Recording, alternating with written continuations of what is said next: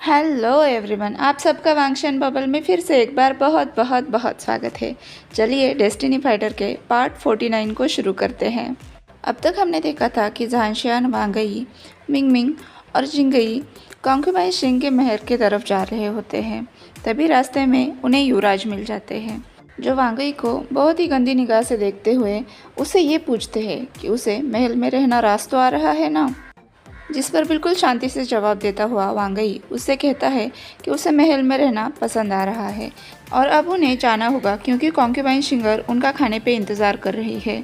लेकिन वांगई को देखकर अभी युवराज का मन नहीं भरा था। उसने कहा, तो तुम खाने की शौकीन हो? इस पर वांगई कहता है, जी नहीं, मुझे बस कॉन्क्यूबाइन शिंगर के हाथ का खाना पसंद है और किसी के नहीं। आगे वो कहता है, चलिए अब हमें चलना चाहिए, कॉन्क्यूबाइन सिंह हमारा इंतज़ार कर रही होगी, साथ में महाराज भी। वांगई यहाँ जानबूझकर महाराज का नाम लेता है क्योंकि युवराज बहुत ही ज़्यादा ताकतवर है। उनका सामना करने के लिए उससे भी ताकतवर विरोधी चाहिए ना। युवराज से आगे लेकर वो सभी वहाँ से चले गए। युवराज बस उन्हें देखकर दांत पीसता ही रह गया। थोड़ा आगे बढ़ते ही मिंगमिंग झांशियान की तरफ मुड़कर बोली, भाई, आपको वांगई को संभाल कर रखना होगा। बड़े भाई को देखकर ऐसा नहीं लगता कि वांगई को लेकर उनके दिल में कुछ अच्छे विचार है। वो जब भी मेरे सामने आता है ना, मेरा उसे ज़ोर से मुक्का मारने का दिल करता है, वांगई ने कहा। और घबराओ मत, उससे दो हाथ करने में भी मैं पीछे नहीं हटूंगी, चाहे जो हो। तुम्हें अपने महल के अंदर रहना है और ज़्यादातर उसके सामने आने की ज़रूरत भी नहीं है, झांशियान ने वांगई से कहा। जैसे ही वो कॉन्क्यूबाइन शिंगर के महल पहुंचे, महाराज को प्रणाम करने से पहले ही महाराज ने खींचकर वांगई को अपने सामने ले लिया और उससे पूछा, बेटा तुम कैसी हो? वांगई को पता था महाराज उसके लिए बहुत परेशान है, इसलिए उसने बात बदलते हुए कहा, हाँ, ये रहा काढ़ा, इसे हमें तुरंत कॉन्क्यूबाइन शिंगर पर आजमाना चाहिए। उस औषधि को देखकर महाराज भी अपने सेवक द्वारा मिली हुई गुप्त जानकारी को भूलकर मुस्कुरा दिए। उन्होंने कहा, हाँ हाँ, चलो चलो, तुरंत इसे इस्तेमाल करके देखते हैं। महाराज ने तुरंत अपने अंगरक्षक से कह दिया, अगले 1 हफ्ते के लिए मैं राज दरबार में नहीं जाऊंगा। अंगरक्षक भी उनकी बात समझ गए क्योंकि महाराज के लिए सिंगर से ज़्यादा प्रिय और कुछ भी नहीं है। जैसे ही वांगई ने बोतल का ढक्कन खोला, सिंगर सहम गई। महाराज ने उसका हाथ अपने हाथों में लेते हुए कहा, घबराओ मत, मैं हर वक्त तुम्हारे साथ हूँ। वांगई ने फिर धीरे से काढ़ा सिंगर के मुंह में डाला। महाराज ने कॉन्क्यूबाइन सिंगर की पीठ थपथपाते हुए कहा, आराम से पियो। धीरे धीरे करके कॉन्क्यूबाइन सिंगर ने पूरा काढ़ा पी लिया। उसके पीते ही वांगई ने 1 कप पानी महाराज के हाथ में सौंप दिया सिंगर को पिलाने के लिए। पानी पीने के बाद सिंगर कुछ बेचैन महसूस करने लगी, जिससे महाराज सहित सभी बच्चे डर गए। लेकिन वांगई के चेहरे पर मुस्कुराहट आ गई। उसने कहा, क्या काढ़ा पीकर आपको ऐसा लग रहा है कि चींटियां आपके गले में काट रही है? सिंगर ने सिर हिलाकर हामी भरी तो वांगई मुस्कुराते हुए बोला, काढ़े ने अपना असर करना शुरू कर दिया है। अब से अगले 7 दिन तक आपको बस तरल पदार्थ खाने हैं, ऐसे जिसे आप पी सकती हो। आपको सख्त खाना बिल्कुल भी नहीं खाना है। महाराज ने कहा, मैं खुद इसके खाने का ध्यान रखूँगा। रखे भी क्यों ना, पिछले 20 सालों से सिंगर पर किसी भी दवाई का असर नहीं हो रहा था, लेकिन वांगई का भरोसा और मेहनत देखकर उनके अंदर भी उत्साह सा भर गया था। और हाँ, इन्हें ज़्यादा से ज़्यादा शहद वाले शरबत पिलाया कीजिए, जिससे इनके गले को आराम मिलेगा और शहद की वजह से औषधि भी ज़्यादा जल्दी असर करेगी। जल्दी पूरे राज्य के शहद इकट्ठा करवा दो, महाराज ने अपने अंगरक्षक को आदेश दिया। पूरे घर में उत्सव जैसा माहौल बन गया था। सभी बहुत ज़्यादा खुश थे। सिंगर ने इशारों में वांगई से कहा, बेटा तुम्हारा बहुत बहुत शुक्रिया। सभी खाना खाकर वहाँ से चले गए तो सिंगर ने महाराज की तरफ मुड़कर कहा, आपको आपकी जिम्मेदारियों से नहीं भागना चाहिए। महाराज ने मुस्कुराते हुए कहा, ठीक है, मैं दरबार में जा रहा हूँ, जैसा वांगई ने कहा है बिल्कुल वैसा ही करना। फिर महाराज ने झानांग और झांशियान को संदेश भिजवा कर बुलाया। उन्होंने उन दोनों से कहा, आप दोनों मेरे साथ राज दरबार चल रहे हो। झानांग अपने पिता की तरफ देखकर बोला, पिताजी, क्या मैं भी चल रहा हूँ? महाराज ने उसके सर पर थपथपाते हुए कहा, हाँ, अब तुम बड़े हो रहे हो, तुम्हें अपनी जिम्मेदारियाँ संभालनी होगी। अपने भाई के सहायक बनो और उससे सब कुछ सीखो। झानांग चीते की तरह दौड़ता हुआ अपने महल में चला गया, जहाँ पर उसके राजदरबार में जाने वाले कपड़े पहले से ही निकाल कर रखे हुए थे। इधर राजदरबार में जैसे ही घोषणा हुई कि महाराज वीजोंग पधार रहे हैं, उनके साथ साथ उनके दोनों बेटे बड़े ही स्वैग से राज दरबार में पधारे। जैसे ही तीनों दरबार में चलकर आए, चारों तरफ से खुशफुसाहट होने लगी। ये राज दरबार है, क्या मजाक चल रहा है? तीसरे राजकुमार अभी तक 21 साल के भी नहीं हुए। ये क्या, उसने राज दरबार के वस्त्र पहने हुए हैं और अपने साथ इस पिद्दी को भी लाया है। ये खुशफुसाहट करने वाले और कोई नहीं, युवराज और दूसरे राजकुमार थे। महाराज अपने सिंहासन के पास जाकर खड़े हुए और इधर झांसियान और झानांग उनके लिए नियोजित आसन के पास जाकर खड़े हुए। सभी अधिकारियों ने महाराज का जय जयकार किया। दरबार में सेनापति लान युआन और उपसेनापति लान सिचेन भी उपस्थित थे। वो दोनों भी आश्चर्य से महाराज और उनके दोनों बेटों की तरफ देख रहे थे। सभी ने महाराज के सामने प्रणाम किया हुआ था। महाराज वैसे ही थोड़ी देर तक चुप रहकर सबको देखते रहे। फिर उनकी आवाज़ दरबार में गूंज उठी, खड़े हो जाओ। आज तीसरे और चौथे राजकुमार भी दरबार में उपस्थित है, कोई खास वजह? युवराज ने महाराज से पूछा। महाराज उसके बातों के पीछे की कड़वाहट को बहुत अच्छी तरह से जानते थे, फिर भी अपने चेहरे पर मुस्कुराहट रखते हुए वो बोले, हाँ, हमने सोचा है कि इन दोनों को भी राजकाज के बारे में सिखाया जाए, इससे कुछ लोगों की जिम्मेदारियां तो कम होगी। महाराज की आवाज़ गंभीर थी, इसका मतलब कोई भी उनका विरोध नहीं कर सकता था। युवराज और दूसरे राजकुमार बस अपने दांत पीसते रह गए। कामकाज की शुरुआत की जाए, महाराज ने आदेश दिया। तो परराष्ट्र मंत्री खड़े होते हुए बोले, महाराज, लालटेन महोत्सव में जो भी मेहमान आने वाले हैं उनकी सूची बनकर तैयार है। महाराज ने उन्हें रोकते हुए कहा, इस बार नए लोगों को ये काम सौंपा जाता है, हम भी तो देखें उनके पास क्या क्या नई योजनाएं हैं। इस बार लालटेन महोत्सव की व्यवस्था राजकुमार झांसियान संभालेंगे, साथ ही राजकुमार झानांग उनकी सहायता करेंगे। फिर से एक बार दरबार में खुशफुसाहट फैल गई तो महाराज ने लान सिचेन और सेनापति लान की तरफ मुड़ते हुए कहा, सेनापति, आपका इस बारे में क्या विचार है? महाराज ने जानबूझकर सेनापति को चुना क्योंकि सेनापति हमेशा ही निष्पक्ष उत्तर देते हैं। सेनापति लान और उपसेनापति लान सिचेन सामने आए।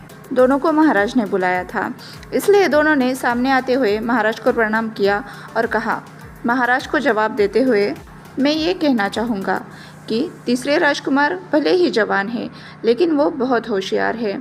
उनकी योजनाओं से यकीनन हमें फ़ायदा ही हो सकता है, इसलिए मैं महाराज के निर्णय के पक्ष में जवाब देता हूँ। लान सिचेन ने दोबारा प्रणाम करते हुए कहा, महाराज की आज्ञा हो तो मैं राजकुमार का इस काम में हाथ बटाना चाहूँगा। महाराज तुरंत लान सिचेन की बात से सहमत हो गए। कुछ और कामों को निपटाकर उन्होंने आज के दिन के लिए कामकाज खत्म करने की आज्ञा दी और जैसे आए थे वैसे ही अपने दोनों बेटों के साथ वापस चले गए। दरबार खत्म होने के बाद युवराज सीधा अपनी माँ के पास चले गए। पैर पटकते हुए वो बोले, महाराज ऐसा कैसे कर सकते हैं? उन्होंने तीसरे राजकुमार को कैसे जिम्मेदारी दे दी इतने बड़े लालटेन महोत्सव को संभालने की? महारानी ने भी गुस्से में कहा, ऐसा कैसे हो सकता है? मैंने तो उस उत्सव के लिए अपने कपड़े भी तैयार करवा कर रखे हैं। युवराज ने चिढ़कर कहा, माँ, यहाँ पर हमारी कोई इज्जत नहीं कर रहा है और आपको अपने कपड़ों की पड़ी है। महारानी ने भी चिढ़कर कहा, कैसे शांत हो जाऊँ? उस दिन सभी मेरा आदर करते थे लेकिन इस बार ये सम्मान मुझसे छीन लिया गया है और वो भी उन बेवकूफ़ बच्चों द्वारा। तभी महारानी ने मुस्कुराते हुए कहा, उन सभी लोगों को यहाँ से दूर भेज दो जो अब तक लालटेन महोत्सव में काम देखते थे, जैसे दर्जी, खाना बनाने वाले, लालटेन बनाने वाले, यहाँ तक कि उनके सहायकों को भी उनके साथ ही भेज दो। फिर ज़ोर ज़ोर से हंसते हुए महारानी बोली, मैं भी देखना चाहती हूँ ये बेवकूफ़ बच्चे किस तरह से इस महोत्सव को संभालते हैं। उन्होंने मुझे चुनौती देने की कोशिश की है लेकिन मेरे आगे कोई नहीं टिक सकता। इधर युवराज अपने ही विचारों में था। उसने महारानी को शांत होने दिया, फिर उनसे पूछा, आपको क्या लगता है माँ, महाराज ने अपना विचार किस वजह से बदला होगा? अब महारानी भी गंभीर स्वर में बोली, क्या हमारी योजना में कोई कमी है या फिर हमारे पास कोई जासूस है? महाराज ऐसे कैसे हम पर शक कर सकते हैं? युवराज ने कुछ देर सोचा और फिर कहा, नहीं, सब कुछ सही से चल रहा है। अभी तक हमारी योजना में कोई भी बाधा नहीं आई है। ऐसा लगता तो नहीं है कि महाराज को अपने कार्यकाल के बारे में कुछ भी भनक है जो जल्द ही मेरे हाथों खत्म होने वाला है। युवराज की बात पर दोनों माँ बेटे एक दूसरे की तरफ देखकर मुस्कुराए। महारानी ने कहा, ऐसा लग रहा है वो चुड़ैल फिर से एक बार अपने बिस्तर का इस्तेमाल कर रही है अपने बेटों को काम दिलवाने के लिए। बिस्तर का नाम आते ही युवराज की आंखों के सामने वांगई खड़ी दिखने लगी। वो चिल्ला कर बोला, चाहे जो हो जाए मैं तुम्हें अपना बना कर ही रहूँगा। उसकी बात सुनकर दूसरे राजकुमार के दिल में फिर से एक बार दर्द उठा। जब तुम महाराज बनोगे तुम्हारे कदमों में सब कुछ होगा, महारानी ने बेटे की तरफ देखकर हंसते हुए कहा। युवराज ने भी अपनी माँ की तरफ देखते हुए कहा, अभी बकेड़ा खड़े करने का वक्त नहीं है। हमारी योजना अंतिम चरण में है, इसलिए हमें सावधानी से काम करना होगा। महारानी ने आंखें रोल करते हुए कहा, चिंता मत करो, मैं अपने गुस्से को काबू में रखूंगी।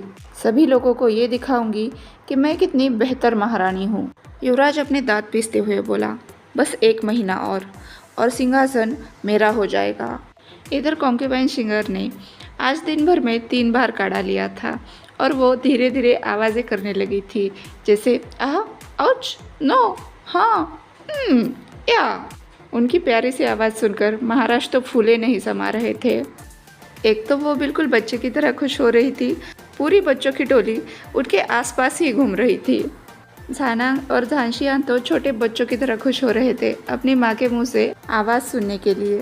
वांगई बहुत ज़्यादा खुश था, लेकिन कॉन्क्यूबाइन सिंगर के सामने एक सख्त अध्यापक की तरह बैठा हुआ वो उनसे बोल रहा था, अब बोलिए, आओ, अगर आप ये बोली तो आपको एक कैंडी मिलेगी। कॉन्क्यूबाइन सिंगर ने अपना सर झुका लिया और फिर भारी आवाज़ में कहा, आओ।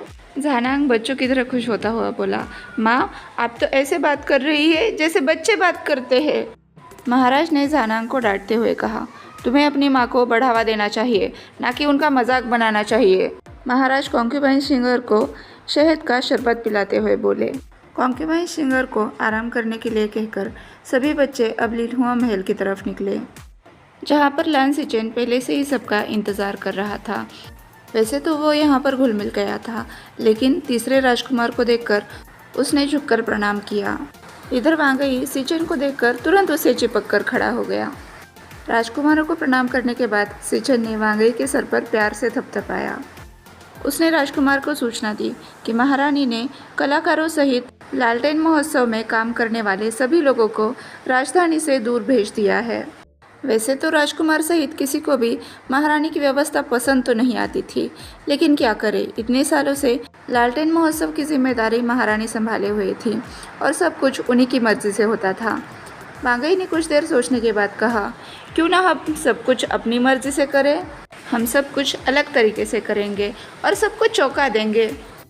सिचेन ने वांगई के गाल पिंच करते हुए कहा, कोई नई बात निकली नहीं कि तुम अपनी योजनाओं के साथ तैयार होते हो। अब तुम्हारे पास क्या योजना है? वांगई ने पाउट करते हुए कहा, देखना, आपकी वजह से एक दिन मेरी नाक पिगी के जैसे हो जाएगी और मेरे गाल भी सूज जाएंगे। अच्छा, तो तुम्हारे होने वाले पति यहाँ है तो तुम्हें नटखटपन सूझ रहा है? सिचेन ने कहा तो वांगई जोर से चिल्लाया, मिंग मिंग, अपने होने वाले पति को संभालो। मिंग मिंग और सिचेन बस बुत बनकर एक दूसरे को घूरने लगे। वांगई ने हंसते हुए कहा, भाई आपका शर्माना तो बनता है, हमारी राजकुमारी है ही इतनी खूबसूरत। वैसे अगर ये आपको पसंद नहीं तो हम महाराज से कह देंगे कि वो राजकुमारी के लिए कोई और लड़का तलाश ले, है ना? वांगई ने झांशियान की तरफ देखकर पूछा। झांशियान ने भी उसके हाँ में हाँ मिला दी। सिचेन तो कंगारों की तरह कूदते हुए बोला, मैंने कब कहा कि मुझे राजकुमारी पसंद नहीं है? वांगई फिर लान सिचेन के चेहरे की तरफ गंभीरता से देखते हुए बोला, तुमने कहा कि तुमने मना नहीं किया, मतलब तुमने हाँ भी तो नहीं कहा। रहने दो, महाराज को उनके लिए कोई अच्छा सा दूल्हा ढूंढने दो। तो सिचेन ने कहा, मैंने कहा ना, कोई ज़रूरत नहीं है। फिर वो अपना सर उठाकर बोला, मुझे पसंद है वो। फिर वांगई मिंग मिंग की तरफ मुड़कर बोला, देखा, अब तो खुश हो ना तुम। फिर 15 साल का झानांग गुस्सा होते हुए बोला, क्या चल रहा है यहाँ पर? कोई ये भी सोचेगा कि महोत्सव की तैयारी कैसे करनी है? फिर सभी ध्यान से झानांग की बात सुनने लगे।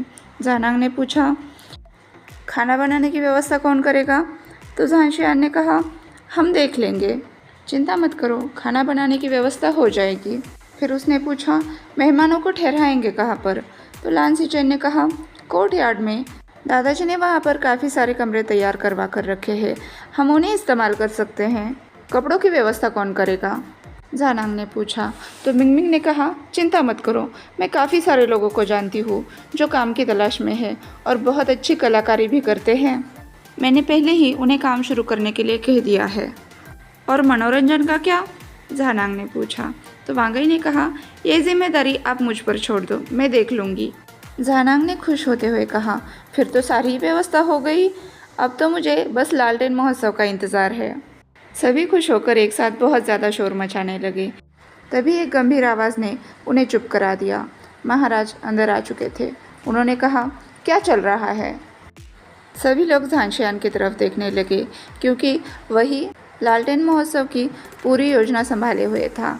उसने धीरे से महाराज के कान में जाकर कहा, ये तो राज की बात है, आपको वक्त आने पर पता चलेगी।